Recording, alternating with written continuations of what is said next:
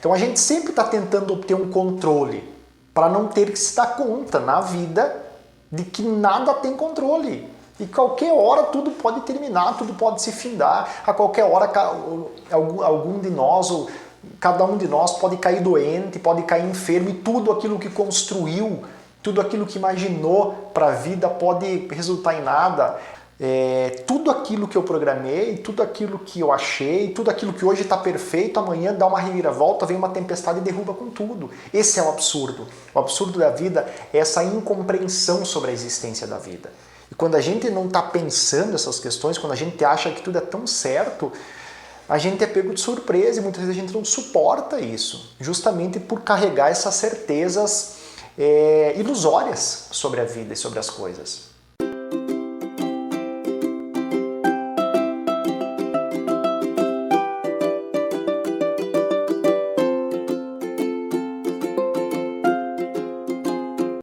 Olá pessoal, para quem não me conhece, meu nome é Rodrigo Stirmer, sou psicólogo, especialista em psicologia clínica e psicologia do esporte, e esse aqui é o meu canal. Não deixe de se inscrever, também não deixe de me seguir nas redes sociais.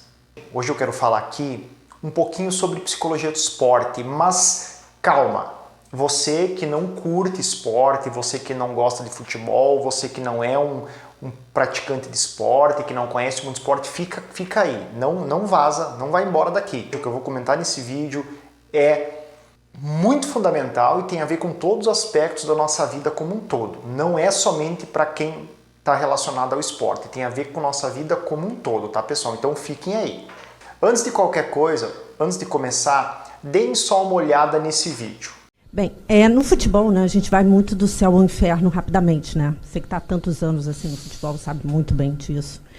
E o Fluminense sempre visto, né, antes dessas 5 partidas agora, né, que não conseguiu vencer com esses resultados, mas era visto assim como o melhor futebol do Brasil, né? Por muitos críticos, pela torcida, até os adversários gostavam de assistir os jogos do Fluminense. Mas agora, assim, depois disso, dessa eliminação, né, e muita gente também falou, né, não você em nenhum momento, tá, mas eu estou dizendo assim, que se especulou seu nome até na seleção brasileira. Mas agora, como é que você vê isso, essa fase que o Fluminense está passando, o que aconteceu com o Fluminense, o que aconteceu com o Diniz, com o treinador, ou não aconteceu nada? Não, é muito bom assim que a minha resposta vai ser a mesma, você pega lá quando a gente ganhou o Campeonato Carioca, que infelizmente as pessoas que militam no futebol, e muita gente da imprensa inclusive, até pela tua pergunta, acha que vai do céu ao inferno para vocês. Eu não estava no céu e tão pouco estou no inferno. Estou do mesmo jeito. Falei para vocês aqui, o time começou a dar sinais de reação e jogar bem a maior parte dos jogos, principalmente esses 2 últimos jogos. E é assim que acontece. A gente jogou contra um adversário muito difícil. Vocês vão ver até o final do ano quem vai ter domínio do Flamengo da posse, como a gente teve durante o jogo todo praticamente. Porque isso não é o jogo que o Flamengo quer fazer. Esse é o jogo que o Fluminense gosta de fazer e conseguiu fazer. O Flamengo queria fazer com a gente o que ele fez no jogo passado.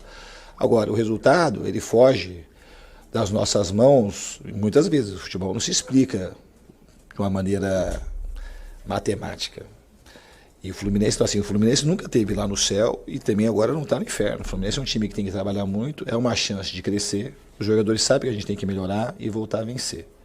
A gente tem que voltar a vencer com a cabeça no lugar, sabendo daquilo que a gente errou, saber daquilo que a gente produziu para trás, saber quando a gente estava ganhando, que a gente já começou a nossa queda de rendimento quando a gente estava ganhando, e agora a gente começou a melhorar o time em boa parte desses últimos 2 jogos e não conseguiu o resultado. A gente tem que continuar melhorando e é isso que a gente vai fazer. Bom senso, a gente vai continuar na mesma, achando que é céu e inferno, e a gente agora achar que é produzir um inferno que não tem. Comigo não vai ter inferno. Comigo, esqueça inferno comigo. Eu estou como treinador, eu tenho quase 50 anos, de 50 anos, 41 eu estou no futebol. Então esse tipo de pergunta, de questionamento, é uma coisa que eu estou extremamente acostumado a responder, e vou continuar acostumado a responder, porque o Fluminense provavelmente ele vai voltar a subir, aí depois vai ter aquela exaltação, que não vai ter muito senso de realidade, como hoje não tem muito senso de realidade achar que está um inferno. Os resultados estão muito ruins. A gente está 5 jogos sem fazer gol, além de não vencer. A gente tem que procurar o caminho do gol de novo e vencer os jogos. E a gente vai tentar fazer isso. Por que eu selecionei esse trecho? Me chamou muita atenção e eu achei muito bacana trazer, porque Essa parte onde o Diniz, para quem não conhece o Fernando Diniz, ele é técnico do Fluminense, coincidentemente ou não, formado em psicologia, né, não atua na área, mas é formado em psicologia, e não só por isso, mas tem uma visão muito ampla sobre o ser humano, sobre a compreensão do ser humano. Acho ele um cara muito sincero, muito verdadeiro, muito assertivo nas posições dele. Essa pergunta do repórter, da repórter, produz a frase espetacular dele: nunca estive no céu e nem agora estou no inferno. Nunca estivemos no céu e nem agora estamos no inferno, relacionando ao time dele, à equipe dele.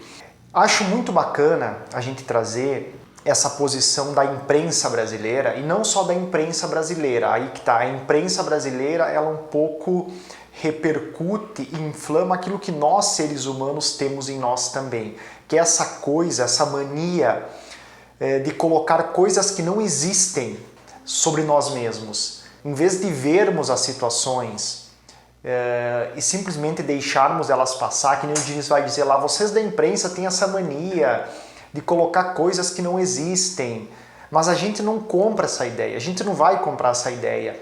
O que ele quer dizer? Que ideia é essa? Essa ideia de que um dia eu estive bem e agora eu estou mal. A gente, como ser humano, a gente tem muito essa tendência. Que tendência é essa? De quando estamos bem, se apegar tanto àquele sentimento de bem-estar, se apegar tanto que agora a vida vai para frente, agora as coisas vão funcionar, agora as coisas vão andar, como se existisse isso na vida. Como se existisse um momento onde a vida fluísse de uma forma equilibrada, perfeita, e que nunca mais, depois desse momento, as coisas retornariam a um momento onde não estava assim.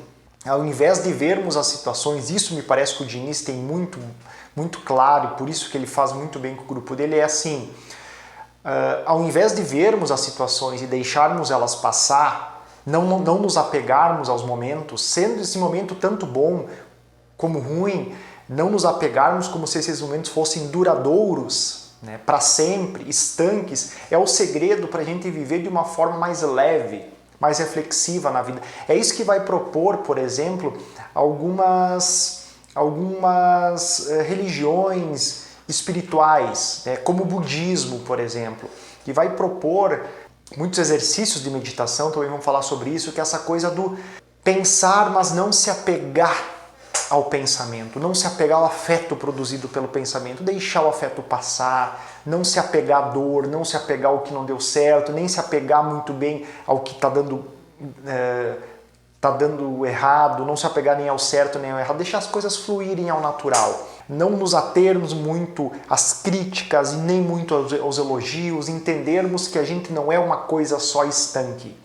Eu vi uma entrevista esses tempos do Diniz que eu achei muito legal, onde o pessoal perguntava: mas o que tu projeta para a tua vida futura? O que tu acha? Tu deseja a seleção brasileira, chegar na seleção? Seria muito frustrante para ti não chegar? E ele fala uma coisa espetacular, que para mim faz todo o sentido do mundo, e é uma coisa que eu bato sempre quando as pessoas me perguntam também: o que tu deseja daqui a uns anos? Eu não sei amanhã, eu não sei semana que vem, né? Eu tenho alguns desejos, eu tenho algumas coisas, mas eu não sei, eu não posso me aprisionar nisso. E o Diniz responde, o Diniz fala: cara, eu tenho prazer no meu dia a dia. Eu gosto de fazer o que eu faço. Eu tenho prazer de acordar de manhã para ir treinar meus atletas. Eu gosto de ver os meus atletas se desenvolvendo. E é isso que faz com que a minha vida tenha sentido. Então, quando eu estiver vendo sentido e graça nisso, para mim tá ótimo. Quando eu não ver mais, bom, aí eu vou repensar o que eu vou fazer na minha vida. Mas isso hoje faz a minha vida ter sentido. Eu acho muito legal isso. Porque pensa, pessoal, o quanto de sofrimento psíquico, mental não acarreta essa postura.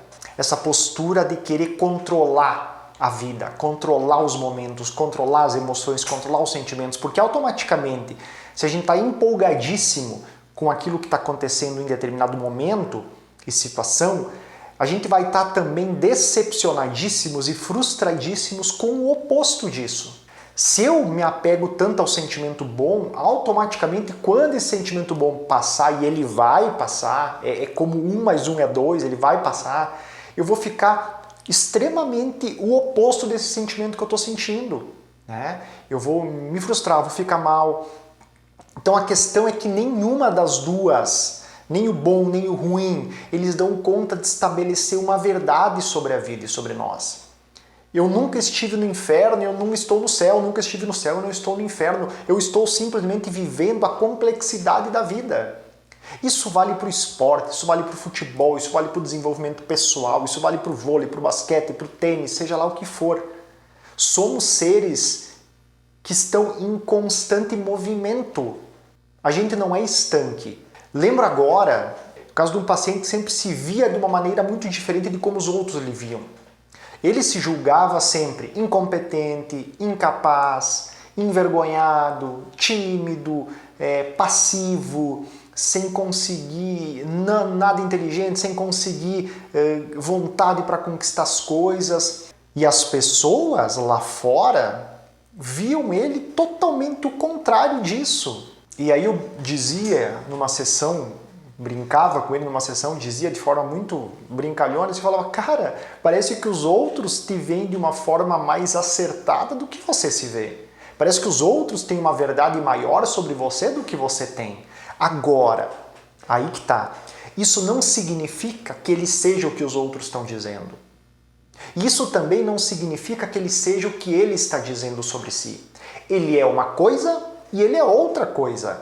Ele é também aquilo que ele se vê sendo em alguns momentos, passivo, sem vontade, desanimado, mas ele também é o que os outros veem que ele é. Ativo, inteligente, um cara que busca as coisas, que já conquistou coisas que não dá valor, que não enxerga. E também ele é muitas outras coisas entre meio dessas duas coisas. Então acho que é importante que a gente possa, através dessa fala do Diniz, pensar, poxa, vamos parar com essa coisa de polarizar as coisas, né? De polarizar as emoções, de colocar tudo num lado ou no outro. A imprensa brasileira, até comentava esses dias com meu irmão, falava com ele, estava conversando, eu falei assim, cara, a imprensa brasileira, ela deixou de ser séria há muito tempo. E não só a imprensa, né? A gente vê hoje as mídias em geral, porque é tudo na base do sensacionalismo. É tudo manchetes estanques para que atraia a atenção das pessoas. Aqui mesmo no YouTube, a gente tem que tomar muito cuidado para não acabar sendo leviano com essas questões, né? De não colocando legendas e títulos somente para atrair as pessoas e que não tem o conteúdo a ver com aquilo. A mídia vive hoje de sensacionalismo, de colocar até falar dos governos, da política, com uma coisa estanque, o bom e o mal, o bom menino e o mau menino. A gente sabe que as coisas não funcionam assim. Né? Não existe essa coisa de que ele é ruim, eu sou bom, ele é ruim. As coisas são muito mais complexas. Se tem um autor que eu gosto muito, que trata dessa questão sempre, de forma muito clara, é Dostoiévski. Né? Dostoiévski vai falar sempre sobre esses paradoxos humanos, sobre aquele que parece nos textos dele, nos romances deles, um mocinho e que do nada comete um ato bárbaro que joga totalmente contra aquela imagem que a gente cria da pessoa. Então esse é o paradoxo, essa é a verdade sobre o ser humano. Essa coisa de tentar definir algo, alguém, né? É um recurso mental, racional. Ele não dá conta da complexidade do ser humano e da vida. A gente tenta se defender diante do incompreensível das coisas. Tenta analisar, tenta elencar, tenta explicar, para não ser pego de surpresa. É muito angustiante para nós, como seres humanos, pensar e entender que a vida não tem um sentido mais amplo. Que as coisas não seguem o rumo que a gente esperou ou que a gente definiu. Vejo muito essa coisa de meninos, meninas, adolescentes, né? Quando dizem assim, eu quando eu tiver tal idade, eu já quero estar assim, assim, assim, assado. E acreditando fielmente que isso vai acontecer.